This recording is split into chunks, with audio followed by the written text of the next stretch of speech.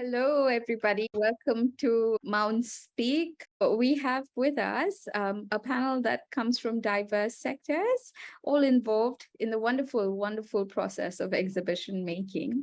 So we're just going to start off with what we consider is the work of a mount maker. A mount, I would say, is magic, and a mount maker is the magician, if that will satisfy.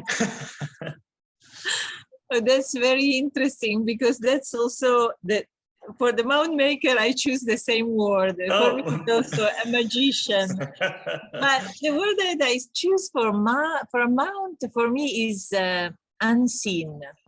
We are the security and the artists hiding the mount from the eyes of the people out there. So they won't be able to see they'll be only focusing on the mouse instead, on the artifact instead of looking at how the artifact is being mounted. Yes. And Alvin, I mean, you're so caught up on being sort of the security guard of an object, because the conservator really is the one who keeps it secure as well, in terms of its status. How would you define a mount and its maker? Mount, for display, it can be seen and it can be unseen, depending on the objects and the requirements. And the mount maker, it's really the, how should I put it? They have a very important role to make sure, to ensure that the mount that has been made is able to support and keep the artifact safe during the period of display. So you see the mount maker as the creator. The creator, really... and also someone very important, because they have although conservation has, they knows the objects, but the mount maker has the knowledge of of making a secure mount to really keep the artifact safe during display. For me, is when I was a student, I started to study sculpture. And so somehow I was creating artifacts myself, and I posed myself the idea of how I should make them stand and all of this. So that's when I got to realize, I think, about Mountmaking. I remember that one big love I had was Constantine Brancusi, a very famous sculptor. So I went all the way to Paris to see his workshop, see his work. So he would sculpt the supports of his sculptures, which is something very interesting, because I think it made me realize that the support and the artwork maybe are not something you can separate. Yeah. So that was like an awakening for me. And I was just wondering when they might have had a first mount maker here. So I went to look at some images of the Raffles Museum, and I saw this very, very fun looking installation of a whale's skeletal form, and it was just hung by a rope. So, from going from that kind of rough and ready mount making to something that's very sophisticated today, Shika. I mean, like ACM, I think, is definitely known as one of the more sophisticated museums in Asia, definitely Southeast Asia. So, and as someone who spends every day there, designing something that is part, and I think quite a critical part of the sophisticated collections display the museum can boast of. When did you first encounter a mount? And you're also the youngest in this panel, so I'm really curious when someone in your generation notices. I started notice a mount when I did my internship with the museum I'm currently working in, and it was in the year 2015, and I didn't know anything about mount making at all. The only time I went to museum was to took photos of myself looking at artwork, and when I had this opportunity to go through this internship, and they told me it's about mount making. So I was curious and I signed up for it. it was during my term break for 1 month, and then they say instead of looking at the artifact or artwork, you try to zoom in and see what's holding the artifact and artwork, and that's when I say, oh, so this is mound making. So this is where you create a secure system from scratch, and then you paint it, and then like you make it invisible. So it got me hooked, and then I got interested with this line, and so here I am. Yeah. I think when you say you went to a museum, take a photo of yourselves there, I don't think you're the only one. I think we are all guilty of Yes. and I'm glad that we now have an opportunity to maybe be guilty of taking photos with mounts. Yes.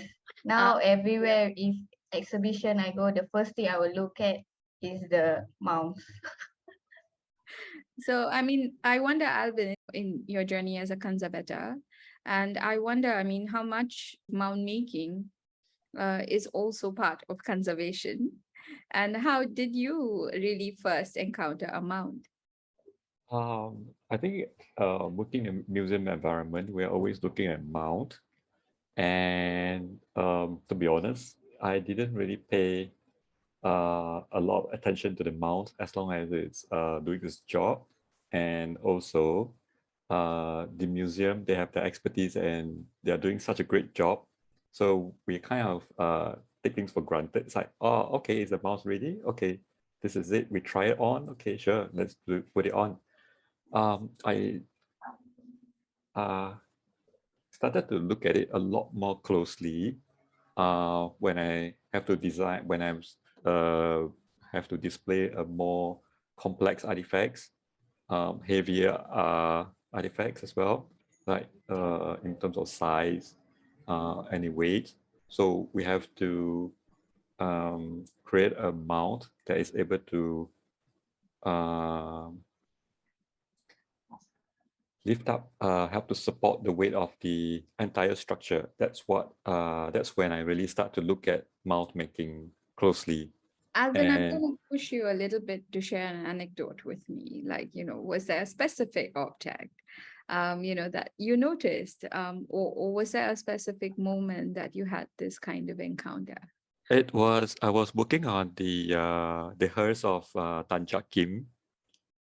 It's a huge and heavy wooden hearse, and the wheel on it it was built in 19th century, and as there's the age of the hearse plus the weight, so we are very concerned about the wheel. It's not able to support the weight of the entire structure when we put it together again. So that's why we have to create a mount from the base to really support the entire hearse. And the mount has to be sort of invisible as well, and it's not to obstruct the visual. And, I mean, Mick, if you notice, this term invisible keeps cropping up when you speak to any of us who are based here. And I perhaps, I think, when we were speaking earlier, I think one point that arose was perhaps a distinction in the term industry, because here it's very much centered on institutions, museums that need mound making.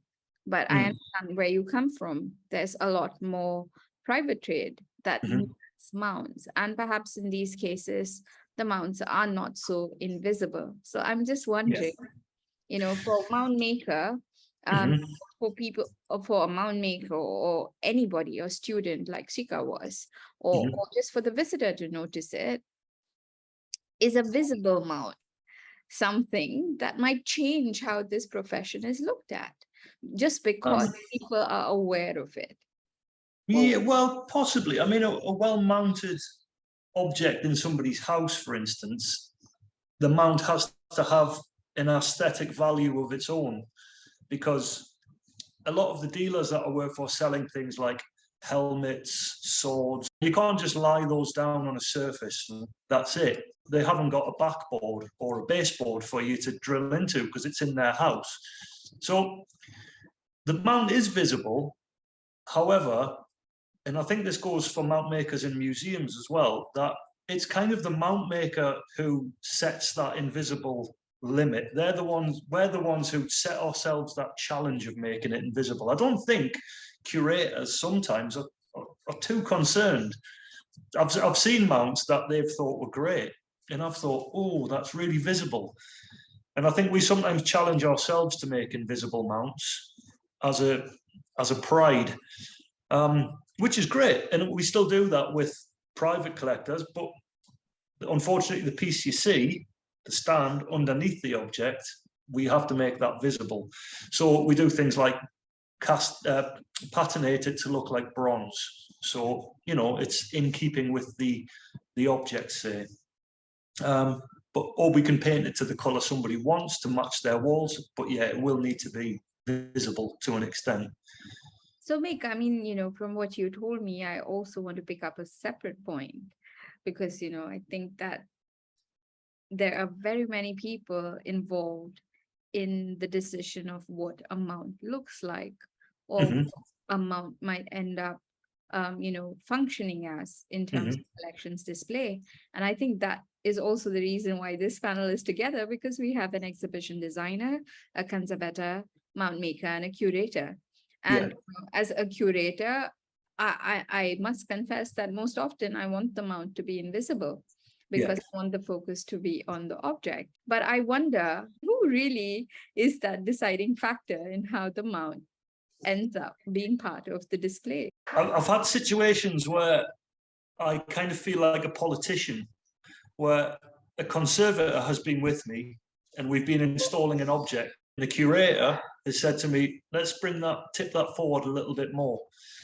And I'll say, oh, I don't think we should, because, and they say, just do it. And you're kind of in the middle then, because I'm not the designer or the curator, but at the same time, you have to put the priority of the object first. And I have to say, I don't think that's safe to do that. So I don't think the mount maker is the final decision maker in any way. But sometimes we have to be involved in that decision, and we have to tread very carefully so as not to upset somebody. Does that make sense? Makes sense, absolutely. I want to say yes, but I want to hear what Laura thinks. Yeah, I mean, you touch very interesting points, because I think the nature of exhibition making is so inherently collaborative that these discussions can be continuous and infinite. It depends on the length of the project. If you have more time, more discussion can happen even, right? But this discussion is so fundamental. So I would say that, I don't know, the way I see it, of course, there is a certain dynamic of responsibilities in an exhibition. I mean, I work as a designer many times trying to set a vision for how objects should be displayed and in which context. And this is something that is conceptualized together with the curator and so on and so forth, right? But then it comes the time when there is dialogue with the conservator, and often conservators come across like the one that will not allow us to do a lot of things, right? But then I mean, I find these discussions are very useful when nobody is trying to hold jealously I mean, a very egoistic point of view, because actually conservators, in my experience, are the people who really teach me how to love objects very deeply. And sometimes they are also very good in taking decisions about what are the strengths of a mount in one direction or another, and so on. So, I mean, I would say all of this is really very important to happen. Yeah, I think all of us that we are behind the scene, we know about this, but perhaps something that I would say from the point of view of an exhibition designer, I think when I work on exhibitions, as an example, there are decisions at many levels that happens. And I would say the level of mounting is like, if you allow me to do a comparison with photography, is like zooming in.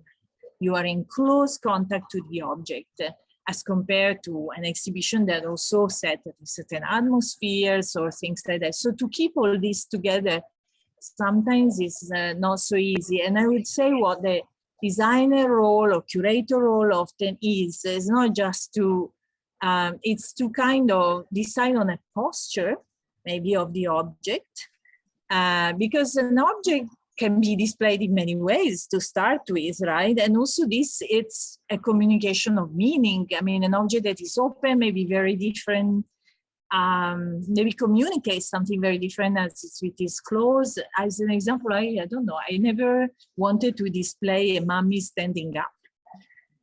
That's not something I ever did, but I saw it in museums. So there are different philosophies about mount making as well. I mean, if you think of materials, for me, one important thing is like acrylic mounts, for instance. Let's make an example here. I know clear acrylic seems to be transparent, right? But nothing is really transparent. Let's get it also clear here, right? And sometimes to support something with an acrylic material, you need a lot of material, and as such it becomes bulky. Perhaps it's transparent, but what I enjoy about working on exhibitions is that moment where the objects get to be mounted, and then all of a sudden they feel like floating, or when the lighting goes on. And this is something that we all enjoy ourselves, that we are the first spectators of this, which is very beautiful. Yeah. I think so, Laura. I think, for me personally, it's always been how we can bring the story of an object alive. And I think, like you rightly said, mount making is often about the posture you want to capture the object in. And that posture can tell you a lot about the object. For instance, if you wanted to display a box open with its lid sort of, held up 3/4 way, just so you get a glimpse of what is inside, but you also enjoy the exterior as much. It tells you a little bit about the craftsmanship, yet the utilitarian aspect of it. And I think definitely that the fact that they can help us capture something in motion, because, I think a mount also brings some amount of action to the object. Rather than just sort of it lying there, it puts it in motion in some ways. Like it can stop it at a particular angle, or just in that particular moment. It's almost like it's a freezer in that moment. And it just feels like the mount maker made that happen. And definitely there's magic when the object is finally there. It just is a moment when surreal things end, and it's very real. And it's a beautiful moment because you see that your dream came true. And I think, I would say personally, in that moment when installation is happening, the curator is a mute spectator, because you yourself are technically absolutely not qualified to make that happen. And, it's that moment when you see your dream transferred to someone else and you have to let go. And, it's that beautiful thread of communication that's really happening in that moment. So I completely agree with you that the mount maker is definitely holding all of that magic and, all that love for the object, because you can make that happen. And as someone who spends a lot of time with an object, looking at it, cleaning it, trying to get it to its best sort of, ability to take on any posture that we want it to, Alvin. what would your take be on this? I think sometimes there were cases that we have to consider very carefully when we receive the request on how to display the artifacts from the curators or from designers.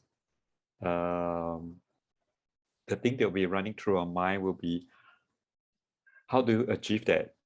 How do we do that without putting stress on the artifacts?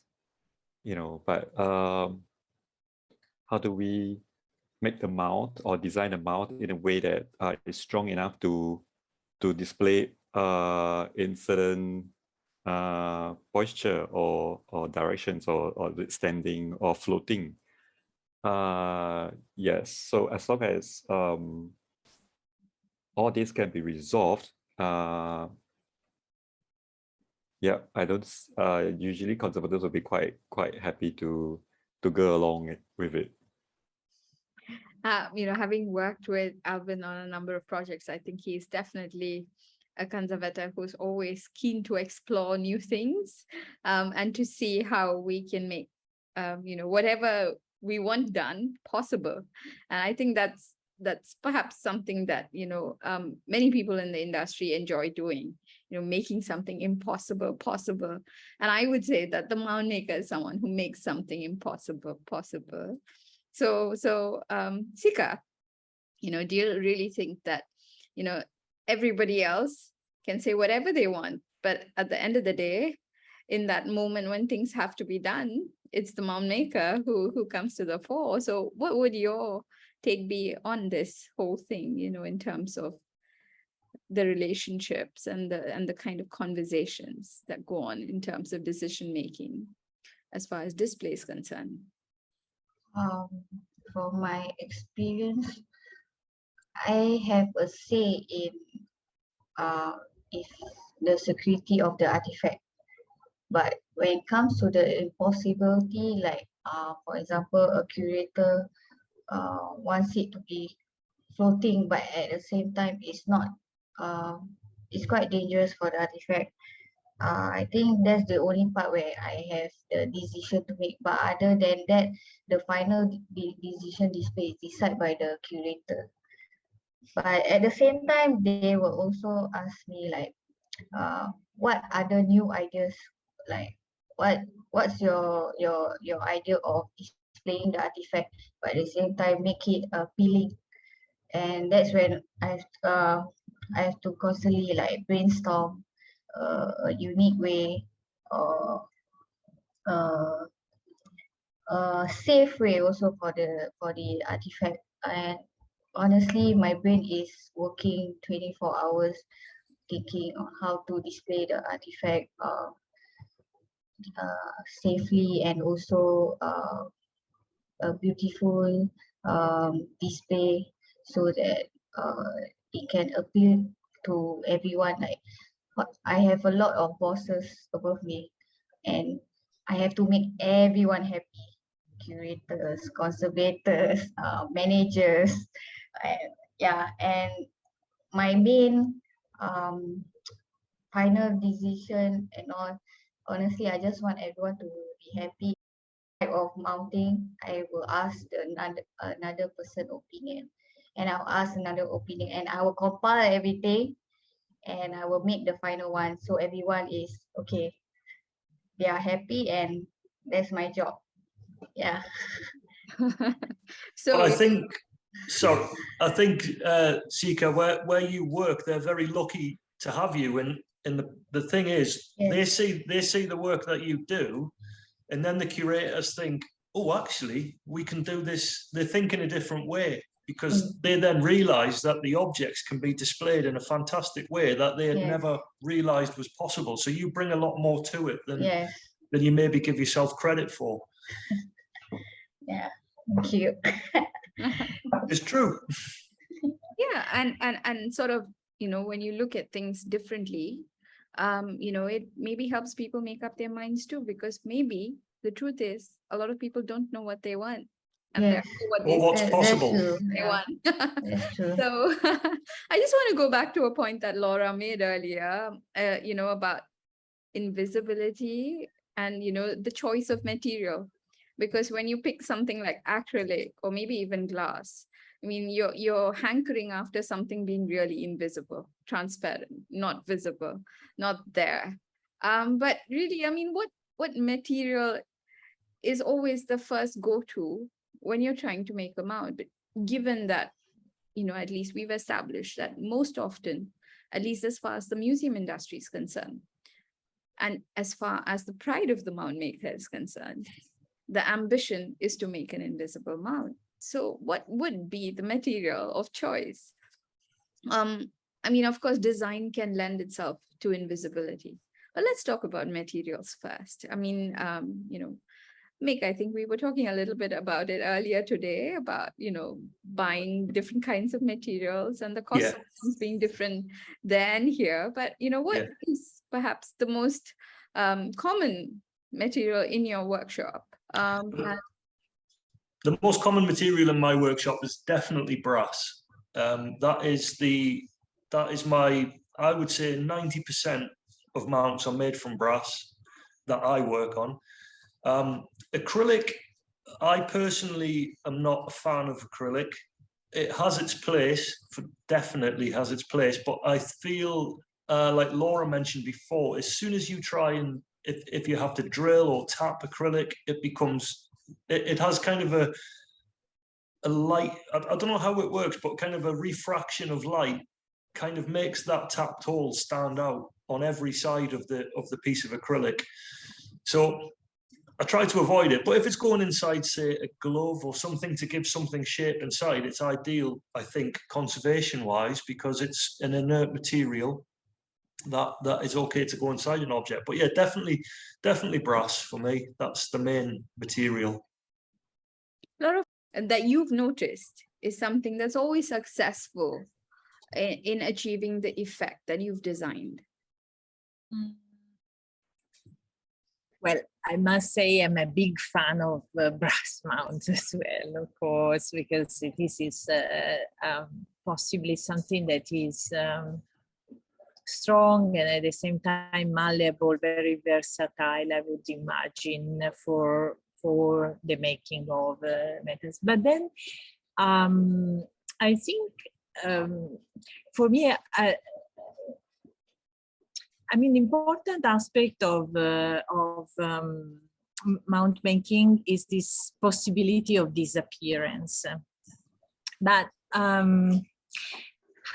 as a how it is achieved, maybe there are different ways. Personally, I am a big fan of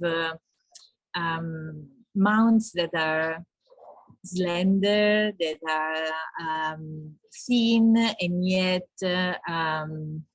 how can I say, challenging gravity perhaps, but at the same time not very intrusive, not very visual.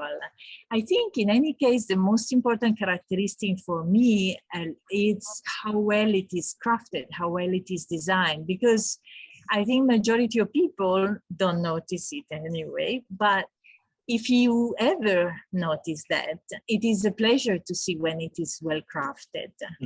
And so as such, it is very beautiful that way. Also, I don't know, there is also this tendency to disguise the material or to blend it. I mean, I think this is something that has to do to the way in which the object somehow is absorbed in a certain context, that can be the context of the showcase, the context of the exhibition, etc. But I personally like materials to be true to themselves. I mean, I think also materials has a history. So as such, for instance, acrylic is very new as compared to brass. And this also plays a role because materials transmit also a certain feeling, a certain message. So I think, again, it's quite complex, but personally, I do like mounts that also reveal themselves that's why I choose at the very beginning this word unseen rather than invisible, because they are never invisible and they shouldn't be invisible. It's a beautiful work. Yeah. And I mean, Laura, I think again you hit the nail on the head. I think mound making is such a craft, and it's such a manual craft in some ways that I think that it deserves to have its beauty and its aesthetics observed in its own right. But you said that they sort of like have a sort of reaction as well, with how it comes together with the object. So I'm going to turn it around a little bit, because mounds also, in terms of their materials, are chosen because of possibly having no reaction chemically with the object. So, I wonder for a mound would be from a conservator's point of view. Alvin, if I was to ask you, what might often be the most ubiquitous material that could be used across different objects? What your answer would be? I think it will be brass. In the I think for mount making material, the most common material will be like what Mick and Laura has said, or even Shika has been using the most, would be the brass, stainless steel.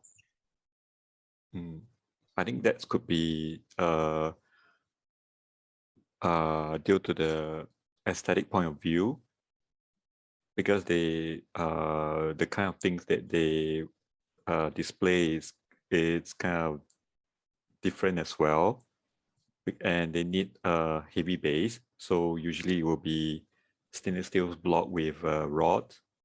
But for museum display, it tells a story, and it comes with many more artifacts.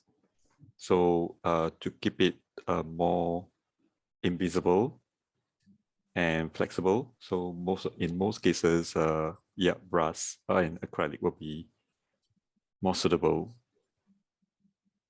And sometimes it also depends on the needs. I've seen invisible mount for textile as well. Like the whole garment seems to be floating in a gallery, and all the mounts are really invisible, and that's quite amazing. Yeah, Alvin, I think stainless steel could also be chosen by some because it might be more affordable, than brass in some cases. I think, depending on where you're sourcing it from. And, perhaps also stainless steel might be more effective where the object might have a certain weight.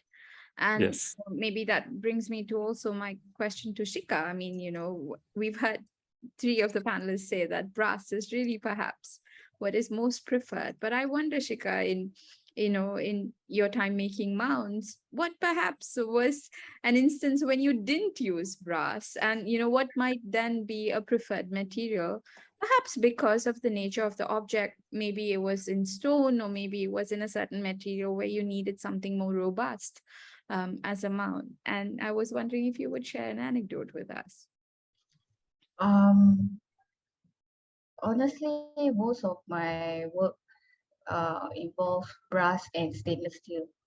For me, the one thing about brass is it's strong, but it's easily when you bend it too much, brass can be broken easily too, and it can be frustrating for us mount makers at times. So at this, like at my age, right, I love to try something new. Honestly, there's a lot of material out there, but because we're handling with artifacts, right, we have to see if the material is suitable for the artifact. We have to ask advice for conservators, and if out there's a better material than brass and it's safe for the objects, and doesn't emit chemical, what I would love to try new material. But for my view now, I'm currently using brass, stainless steel, and I'm not sure if you guys know about the epoxy cast. Yeah, I'm currently now also venturing on epoxy cast. It's like a material where uh, you can mold it into a cast for the artifact, and then you can include brass or stainless steel to hold the artifact too. So but well, to answer your question is my go-to is brass material. Yeah. Yeah, and I think, brass personally is also a favorite because it like Laura was saying earlier, it's something that brings a lot of finesse to the Yeah. mouth. And its crafting is something, like I was saying earlier, is a craft in itself. Yeah. And it's something so beautiful and so sleek that it's quite amazing how it fits an object. And when we talk about materials, I'm also reminded by, some of the most complex objects I've seen mounted, including some things that have spanned perhaps a whole wall, or, the most minuscule objects that are so small that there's no room for a mount. So I'm going to just ask all of you, what perhaps is the most complex object you've seen mounted, in the span of all of your careers put together? So I think it would be really interesting to hear something specific, where there was either so much room for a mount that the object might have been, dwarfed. Like I said, I I will use epoxy cast just to hold the artifact, and then honestly, I feel that it's also safe for the artifact because it's really secure and stable.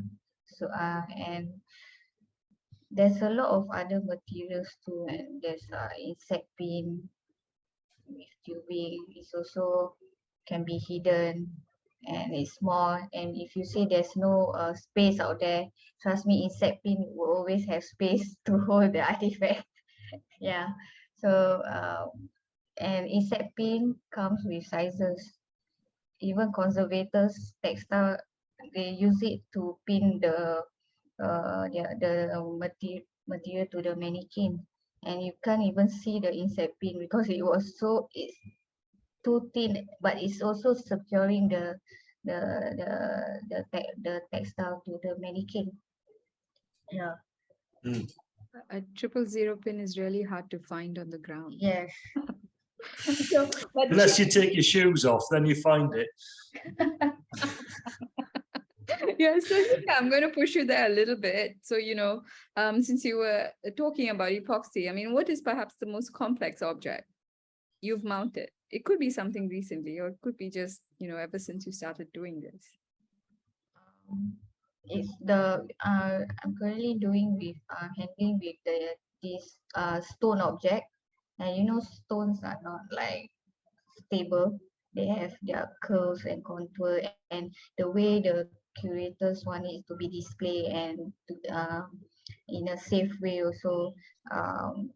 Epoxy is able to hold the artifact at a safe display, and at the same time it can be invisible too.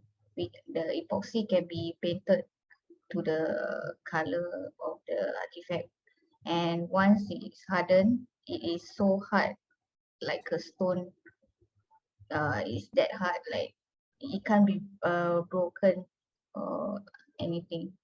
I'm not sure if the mic do you use epoxy or Yes. yeah, Yeah, I think yeah. it can relate to what I'm trying to explain about the epoxy casting.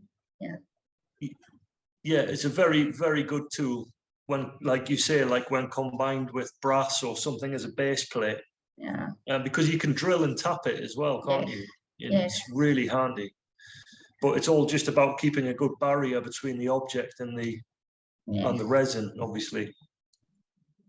Yeah, I've done some. We did actually one of the largest, most challenging things we did was the Multan facade, which we had to use resin on the back of the tiles for that. But the strange thing about that was trying to make sections that could all be lifted and installed as a section of the facade. So it was kind of the work that went into the panels that you don't see behind it, that actually what hang it to the wall. But like Rasyiqah said about pins, tiny objects, you can just, you can kind of make them, well, you don't see them out at all with those pins, really. I've seen some amazing jewellery displays done with inset pins. But I think the biggest thing I ever saw that really impressed me was when I was working at I was doing a job at the Natural History Museum in London, and Dippy the dinosaur had just gone on tour, so there was a big space. And there was a specialist team over from America of Mountmakers who specifically worked on bones and skeletons, and they were making a mount for a blue whale. And it was incredible to see the blue whale laid out in front of you as they were working on the structures for each individual vertebra. Each part of the skeleton was incredible.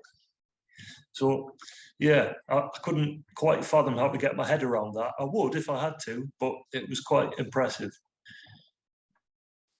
Laura, I mean, with your breadth of experience, I think you've seen objects or yeah, I must say that for me, what I can recall as like really memorable experience with mounting was definitely in the Museum of Natural History. I worked on the Lee Kuan Yew Natural History Museum here in Singapore. And of course, we had a little bit of everything in the natural spectrum, from the mosquito up to the dinosaur. And so the dinosaurs were the big challenge, because I think when we started the project, one of the dinosaurs was still in excavation.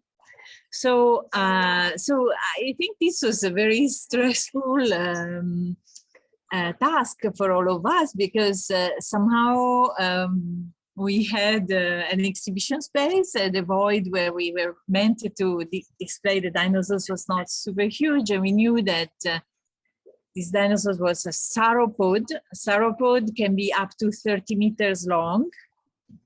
And then we didn't even know how long it would be the mount and all of that. So my instinct as a designer, given the space that we had, I said, okay, well, since we can suggest how to do the mount, let's do it a little bit standing so that it will fit, right?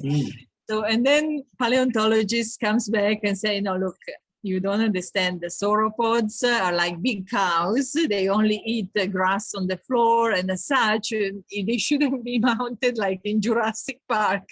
So solution one work, and then it turned out to be a 25 meters long. It also was like these are real fossils. I mean, many natural history museums exhibit casts of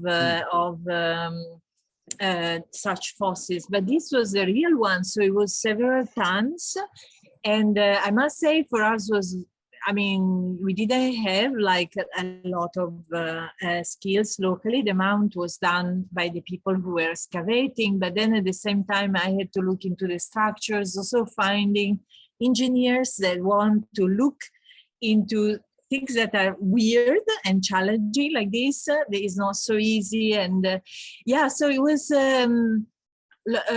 quite a big thing during the installation. It took us a month and a half. It was very heavy. I mean, my job also maybe similarly to what a Mountmaker does, but in that case, it was so huge, the display, that I had to also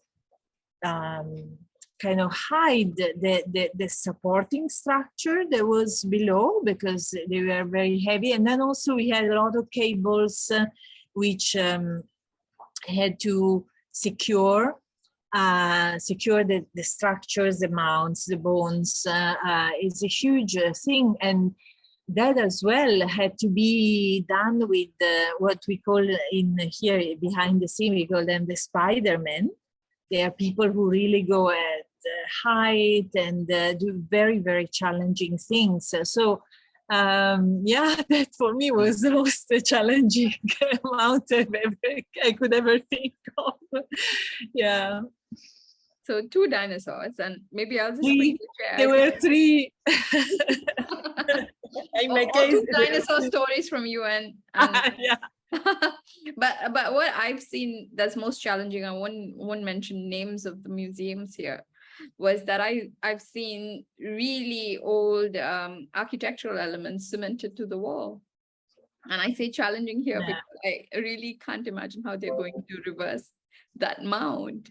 And when it comes to conservation, I'm sure one of the most important considerations is that the mount does not leave any impact on the object.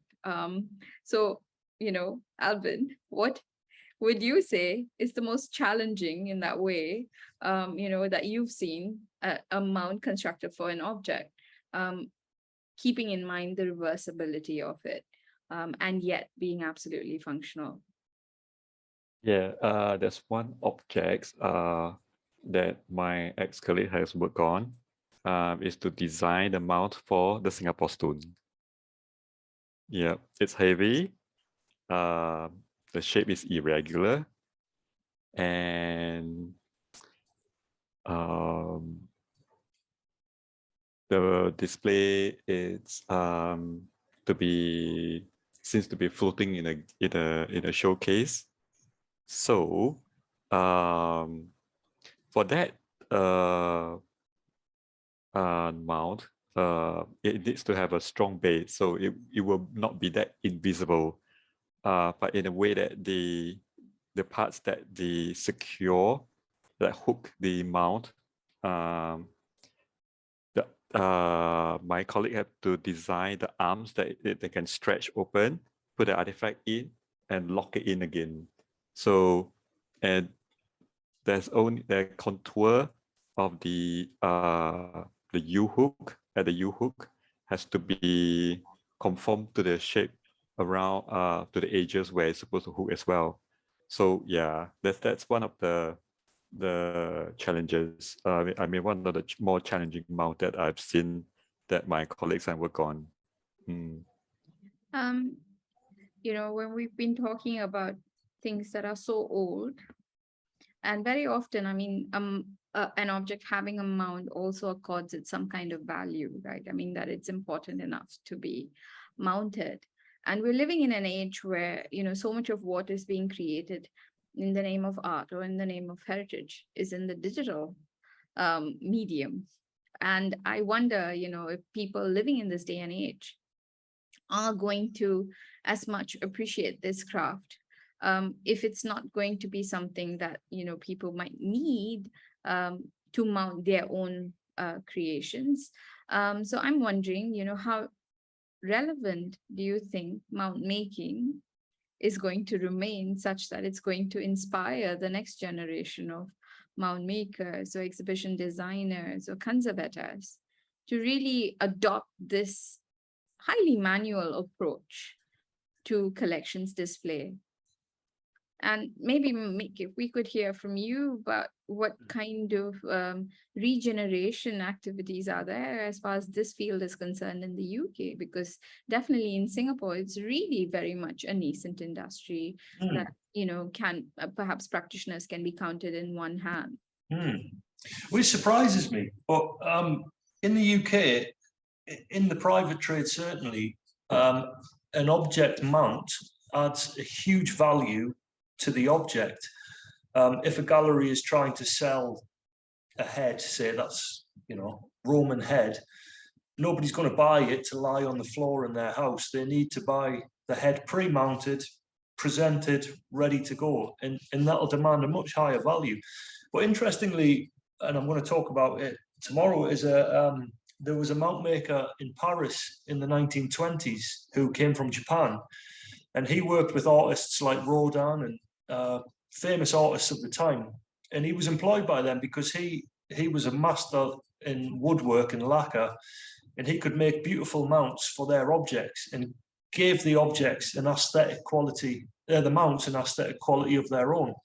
Now, I see his mounts to this day. They come through my workshop, objects that have one of an oligarchy mount.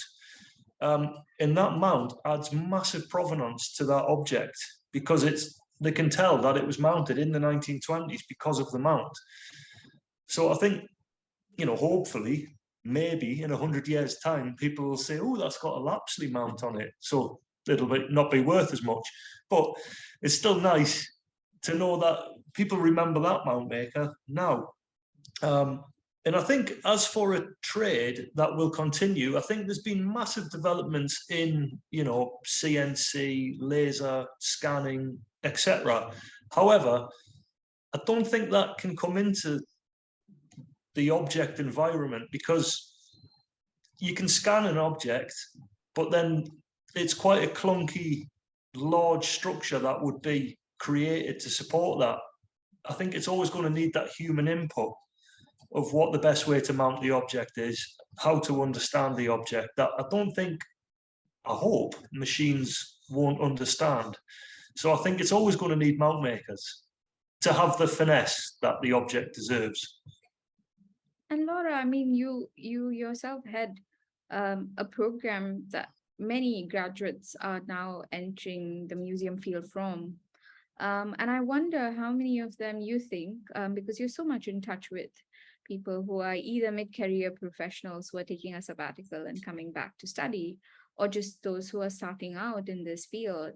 How much do you think something like this, that is a niche activity within a niche industry, be something that they might consider taking up for a profession?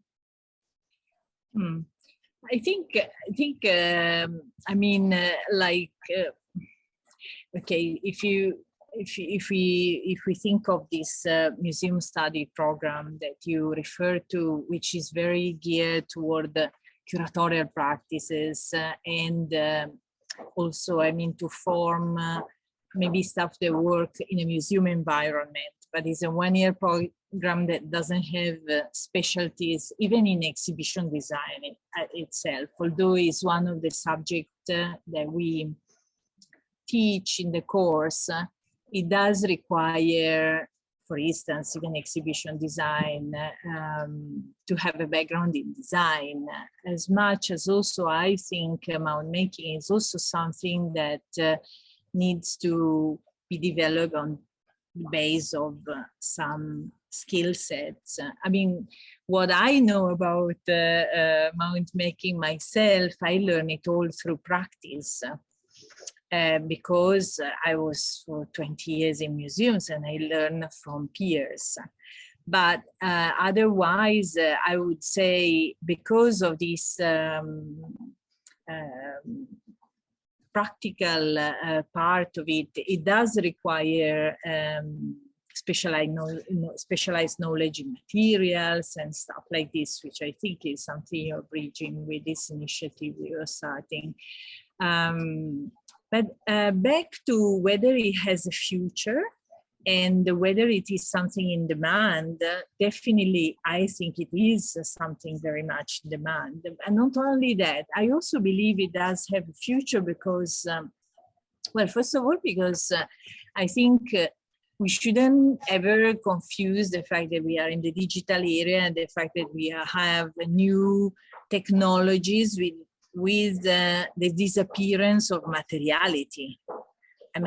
Why should material life disappear because we have a mobile phone?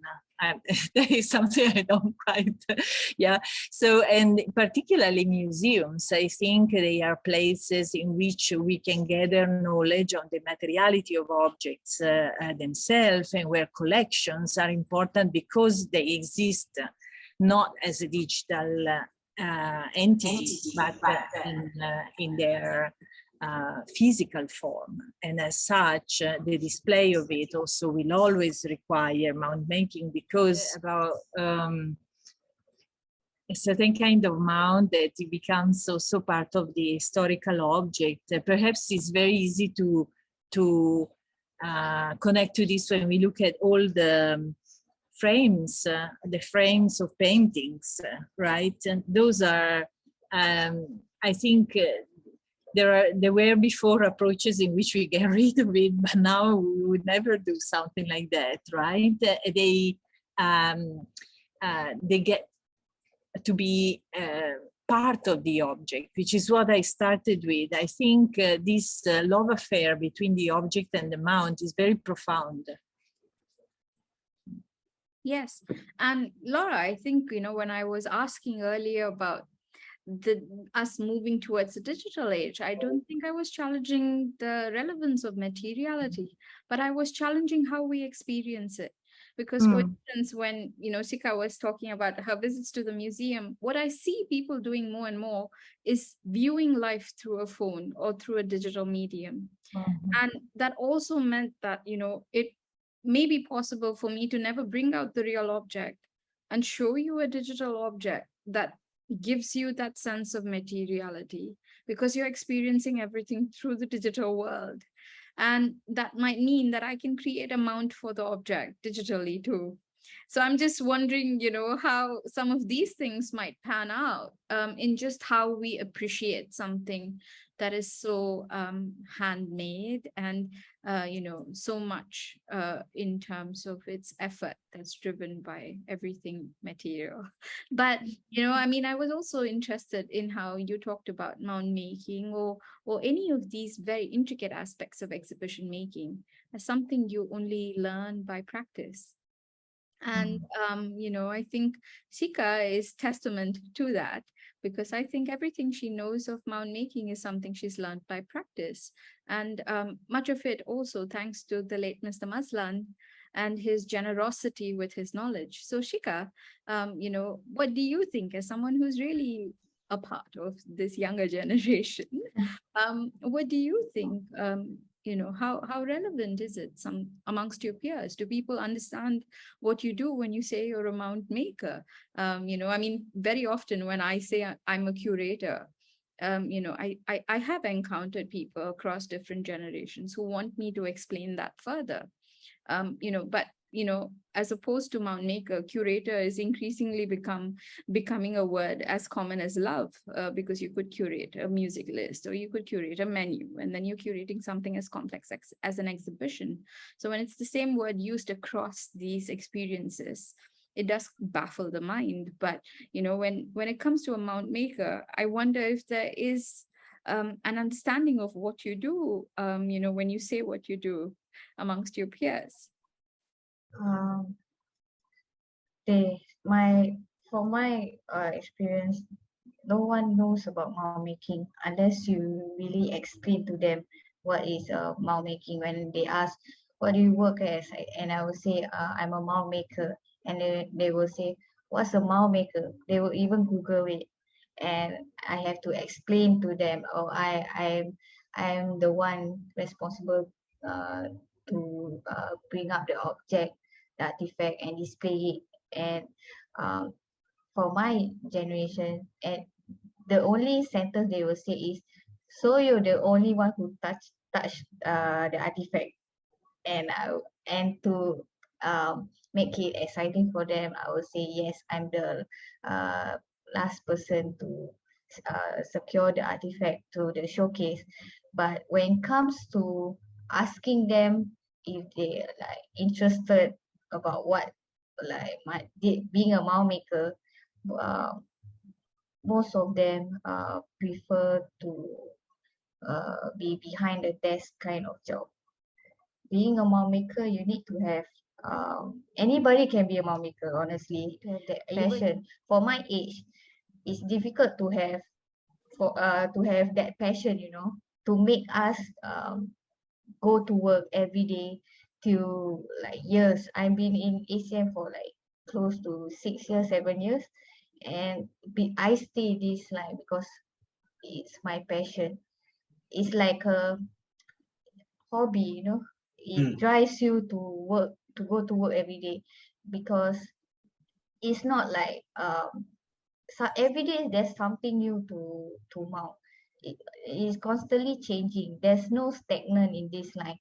So, and you can be a mount maker, you can just make a holder, but if you don't have that passion for it, nothing works, you know. You can't think of anything to make it interesting to display it. So what drives me is because I just have passion to try something new. Every day I will practice. I'll practice my painting to make it invisible for the mount. I will I still make mistake to this day. I still break I still have broken mounts while on the day of installation, but that keeps me driving to make it more perfect. And I think when I reach my older days, I think my mount will still not be perfect, because after that you might not know there's a new way of mounting.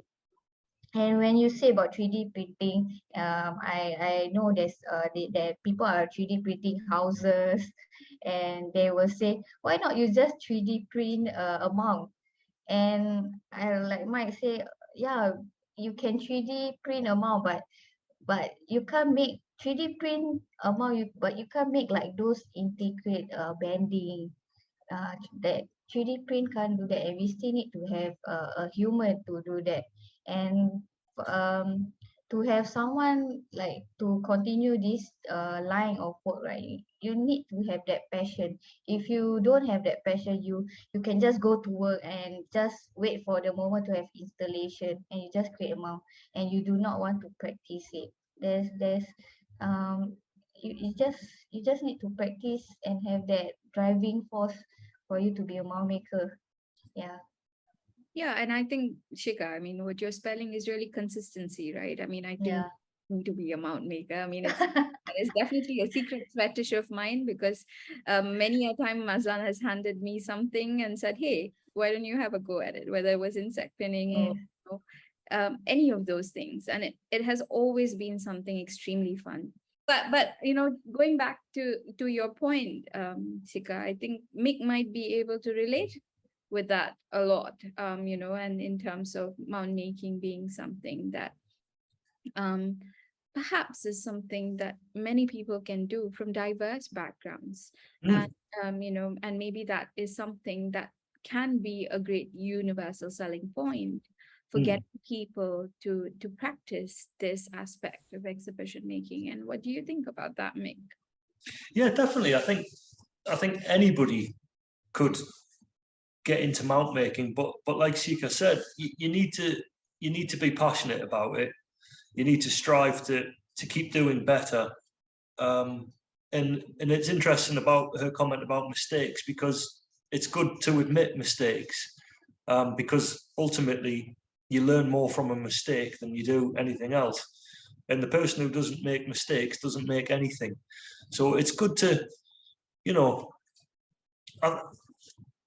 whenever somebody asks me what is a mount maker or what is a mount, when I explain it, the consensus afterwards is normally, wow, what a great job. People find it really interesting and exciting, and it is. I never, well, that would be a lie, but I very rarely get up in the morning and think I don't want to go to work today. I always enjoy going to work. I always enjoy the variety of things I work on, the people that I meet through my job, the places that I go through my job. I think it's fantastic. And I wouldn't change it for any other job, not even yours, Nalina. So, what I really like about this conversation is we started off asking ourselves what a mount or a mount maker was to us. And we've sort of ended on that note by saying, a lot of people ask us, what is a mount maker? So I hope that this conversation is something that gives people a little bit of a glimpse of what really a mount maker is.